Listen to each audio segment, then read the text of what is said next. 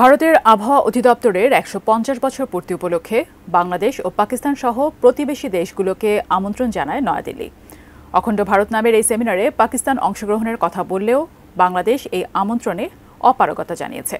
এতে ভারতীয় রাজনৈতিক ব্যক্তিরা কথা না বললেও তীব্র প্রতিক্রিয়া জানিয়েছে ভারতীয় গণমাধ্যম। এমনকি ঢাকার এই সিদ্ধান্তে বিস্ময় প্রকাশ করেছে। বিস্তারিত জানাচ্ছেন শেখ ফরিদ। ব্রিটিশ শাসনামলে যাত্রা শুরু হয় ভারতীয় আবহাওয়া বিভাগের চলতি বছরের 15ই জানুয়ারি।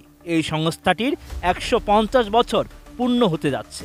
এই উপলক্ষে ভারতের আবহাওয়া বিভাগ অখণ্ড ভারত নামে একটি জমকালো অনুষ্ঠান করতে যাচ্ছে। এতে বাংলাদেশ, পাকিস্তান সহ প্রতিবেশী দেশগুলোকে আমন্ত্রণ জানায় ভারতের আবহাওয়া অধিদপ্তর। এতে পাকিস্তান সরাসরি অংশ নিলেও বাংলাদেশ অংশ নিতে অপারগতা জানায়। এ বিষয়ে ভারতের রাজনৈতিক ব্যক্তিরা কোনো কথা না বললেও তীব্র প্রতিক্রিয়া দেখিয়েছে দেশটির সংবাদ মাধ্যম। নির্মাণ কাজেও আমি বেছে নেই CSRM TMT 500W, committed for better still। Anandabazar সহ একাধিক গণমাধ্যমে বিষয়টি গুরুত্ব সহকারে প্রচার করা হয়েছে। এছাড়া বাংলাদেশের এই সিদ্ধান্তে বিস্ময় প্রকাশ করেছে গণমাধ্যমগুলো। সেই সঙ্গে বাংলাদেশ না আসায় ঢাকা নয়াদিল্লির পারস্পরিক সম্পর্ক একটি নতুন দিক নির্দেশ করছে বলে প্রতিবেদনে উল্লেখ করা হয়েছে। এ বিষয়ে বাংলাদেশ আবহাওয়া অধিদপ্তরের পরিচালক মমিনুল ইসলাম জানান, সরকারি খরচে অনাবশ্যক বিদেশ ভ্রমণ এড়িয়ে চলার নীতি অনুযায়ী এই সিদ্ধান্ত নেওয়া হয়েছে।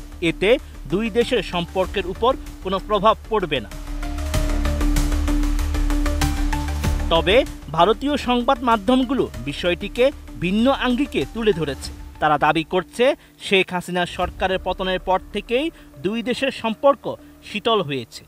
ফলে এই ঘটনাকে ভারত বাংলাদেশ সম্পর্কের সাম্প্রতিক পরিস্থিতির প্রতিফলন বলে মনে করছে তারা। ভারতের পক্ষ থেকে অনুষ্ঠানে শুধুমাত্র দক্ষিণ এশিয়ার দেশগুলোই নয়, মধ্য এশিয়া এবং দক্ষিণ পূর্ব এশিয়ার অন্যান্য দেশকেও আমন্ত্রণ জানানো হয়। এ ধরনের আলোচনায় না গেলে সম্পর্কের কোনো ক্ষতি হবে না বলে জানান মমিনুল ইসলাম। তারপরেও ভারতীয় পক্ষ বিষয়টি নিয়ে হতাশা এবং বিস্ময় প্রকাশ করেছে। দুই দেশের পারস্পরিক সম্পর্কের প্রেক্ষিতে বাংলাদেশের এই সিদ্ধান্ত নিয়ে আলোচনা আরও জোরালো হচ্ছে। অতীতের এমন ঘটনায় অংশ না নেওয়ার নজির ছিল না বলেই ভারতীয় পক্ষ একে অবিশ্বাস্য ঘটনা বলে অভিহিত করেছে। Sheikh Farid, ATN news.